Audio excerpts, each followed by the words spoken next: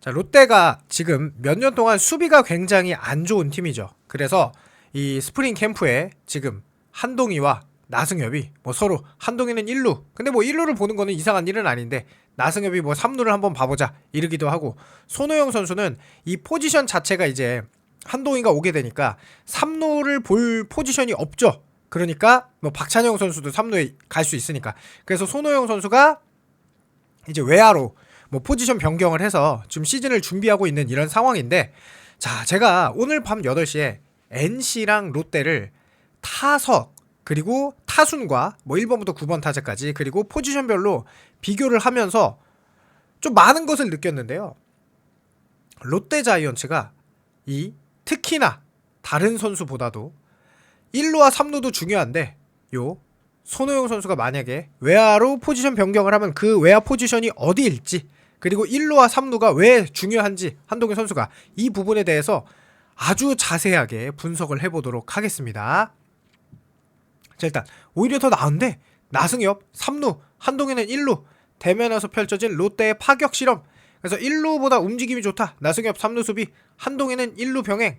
그렇다면 최상의 라인업 구축을 위한 실험을 하고 있다고 봐야겠죠. 그러면서 1루로 여겨졌던 나승엽이 3루 밑을 끼고 거포 3루수 한동희가 1루 베이스를 지킨다. 지난 시즌 리그 하위권에 머물렀던 롯데 수비력이다. 올 시즌엔 수비 효율을 위한 김태형 감독의 치밀한 계산이 있다. 나승엽 선수는 지난 시즌까지 롯데 주전 1루수로 활약하며 타격 잠재력을 뽐냈다. 정교한 타격 솜씨는 1루수라는 포지션 특성과 잘 어우러지는 듯 했다. 하지만 이제는 3루를 보고 있죠. 덕수고 시절에 주 포지션이었던 3루수로 돌아가 연일 강도 높은 펑고 훈련을 소화하고 있다.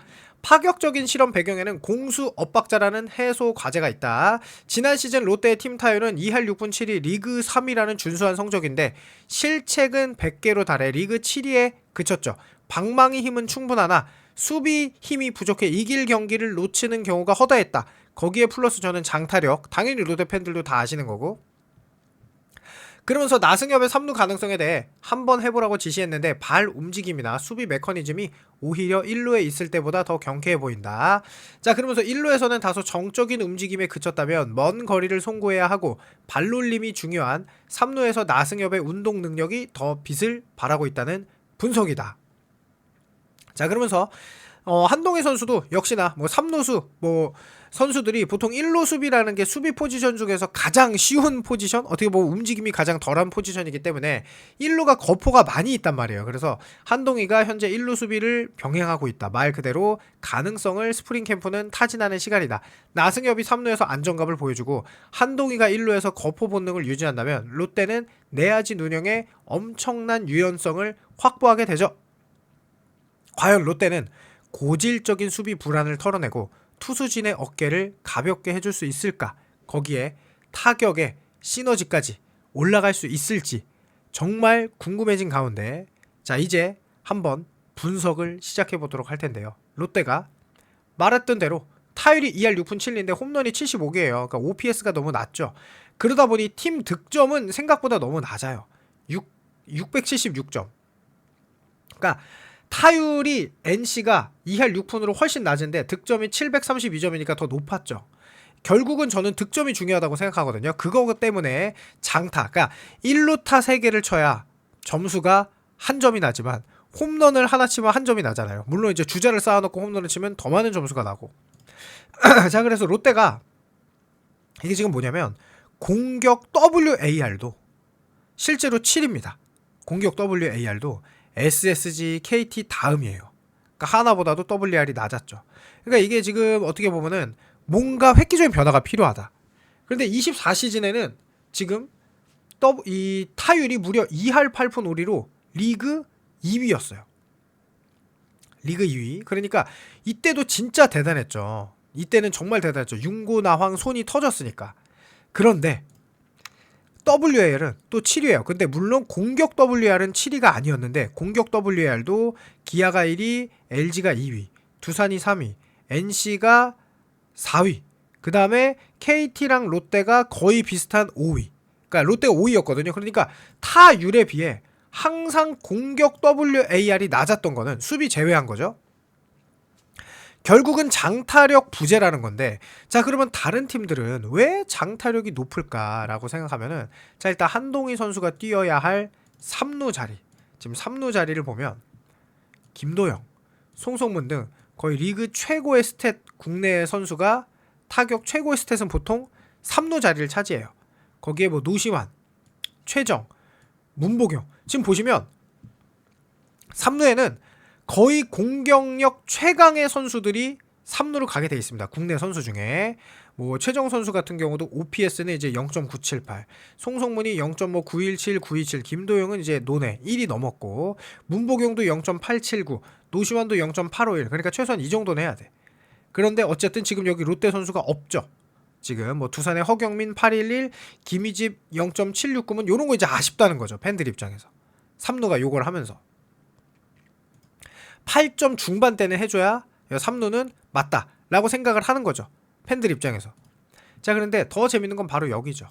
결국 장타력, 홈런으로 재미를 보는 그런 구단들은 전부 다 외국인을 1루에 갖다 놓고 있습니다.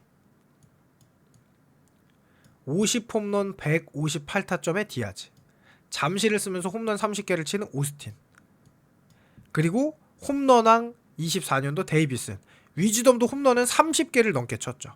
데이비슨 이때 홈런이 25년도 적었는데도 30개가 넘었죠. 그러니까 이 OPS를 딱 살펴보면은 1.025, 0.957, 0.988, 1.003. 위즈덤은 좀 낮았죠. 출루율이 워낙 낮아서. 하지만 장타율은 좋았죠. 데이비슨 0.965. 그러니까 장타는 결국 어디서 터지는 거냐? 1루수 외국인 타자가 거의 0.95 이상을 터트리는 게 여기가 장타가 터지는구나. 그래서 레이에스 선수를 교체해야 되냐 라는 생각을 하실 수밖에 없는 게, 실제로 여기는 WRC 플러스가 150이 넘죠. 171, 140.8, 159, 171, 159. 그러니까 요 부분이에요. 그런데 나승엽이 어쨌든 이거를 보여줬단 말이죠. 근데 좀 이제 부족하죠. 어쨌든 0.880, 그리고 WRC 플러스가 129.7인데 이게 한국 선수들 중에서는 그래도 24, 25에서 나승엽이 1루에서 최고의 모습 보여준 거예요. 그래서 나승엽이 1루에서 요 정도 모습만 보여줘도 사실은 굉장히 좋을 수 있으나, 그러면 궁극적으로 롯데는 왜 레이에스를 교체하고 1루에 이런 거포형 타자를 넣을 수 없을까를 생각을 해봐야겠죠. 일단 레이에스를 현재까지는 레이에스가 정말 좋은 선수예요. 왜냐? 최다 안타 2번을 했죠. 100타점도 넘게 하죠. 득점권 타율은 엄청 좋죠. 그러니까 레이에스는 정말 좋아. 그런데 롯데의 이 거포 갈증을 해결하기 위해서는 일단 첫 번째로 롯데 팬들이 아주 단순하게 생각할 때는 한동희가 홈런 쳐주면 된다. 그리고 나승엽이 24시즌이면 된다. 그러면 사실 되긴 됩니다. 그러면은 돼요. 그런데 이제 두 선수 다 잘해야 된다는 그런 어려운 약간 과제도 있는 거죠. 자 그리고 또 뭐가 문제냐? 4번 타자를, 레이에스는 4번 타자는 아니잖아요. 홈런 개수가 적으니까. 그럼 4번 타자를 이 24시즌에, 그러니까 전준우 선수가 실제로 4번 타자를 꽤 봅니다. 롯데 팬들에게 묻고 싶어요. 26시즌 4번 타자는 전준우가 해야 될까? 나승엽이 돼야 될까? 아니면 한동희가 해야 될까? 되게 고민이 되죠. 왜 고민이 되냐? 전준우 선수는 나이가 있으니까 고민이 되는 거고, 나승엽은 24시즌일지 25시즌일지 모르는 거고, 한동희는 2군 실력과 1군 실력이 일치할지 안 할지 모르는 거고, 거기가 또 문제예요. 그러니까 무슨 말이냐면 롯데 자이언츠는 4번 타자에 디아즈나 오스틴이나 데이비슨 같은 요런 훌륭한 선수를 박아놓으면은 팀 타선도 굉장히 좋거든요. 물론 레이에스가 너무 좋아요. 너무 좋은 선수인데, 자 일단 또 레이에스를 쓸 수밖에 없는 사정에 대해서 또 말씀드리겠습니다. 자 손호영 선수가 외야로 간다고 하죠. 실제로 왜냐하면 지금 1루랑 3루에는 어쨌든 나승엽 선수와 한동희 선수, 거기다가 뭐 박찬영 선수도 있어요. 근데 롯데가 뭐가 문제냐면, 저는 중견수보다 코너 외야 한 자리가 부족하다 라는 게 가장 중요합니다. 윤동희 이외에 코너 외야 한 자리에서 준수한 타격 능력을 발휘해줄 선수가 없다가 문제예요. 일단 손호영 선수가 2024 시즌에는 무려 홈런도 18개를 쳤고 OPS가 0.892로 펄펄 날아올랐어요. KBO 역대 3위에 해당하는 30경기 연속 안타를 터뜨렸죠. 그런데 25시즌은 너무 부진했죠. 타율 2할 오픈에 OPS 0.636.